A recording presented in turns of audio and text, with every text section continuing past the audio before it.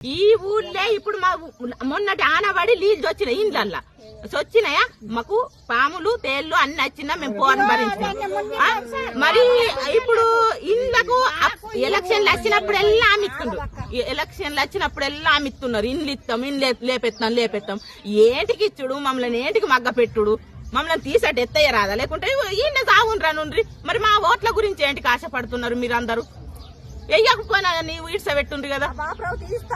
తీస్తా లిస్తున్నదన్న మాటనే ఉన్నది గాని మా ఊరోళ్ళు సాగనియ్యారు. వాళ్ళు పోయిండ్రు, సేఫ్టీలు ఉన్నారు కదా. ఊరోళ్ళు అందరు కలిసిండ్రు, వాళ్ళందరిది అయిపోయింది, మాది ఇంత ఉన్నది. ఇప్పుడు మా ఊరును లేపెడదాకా మేము పట్టినాము, కానీ అయినా మీది ఆడోళ్ళకి జాగుతలేదు. ఏం చెప్తాం?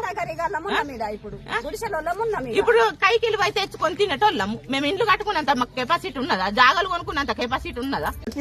ఇప్పుడు రాజశేఖర్ ఉండే కాంగ్రెస్ ప్రభుత్వం ఉండే చేసినాము. మళ్ళా తర్వాత కాంగ్రెస్ ప్రభుత్వం రాలేదు, మళ్ళా రేవంత్ అన్న 100% తీసే బాధ్యత మాది. నమ్ముతారా? 100% మేము మాట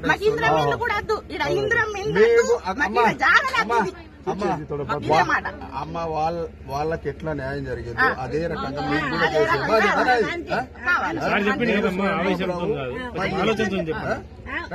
చేసే బాధ్యత నాది.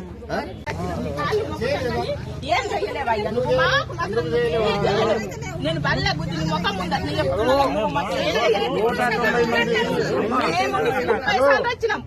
190 మంది సమస్య తెలియదు. స్పెషల్ కేసు ఇది.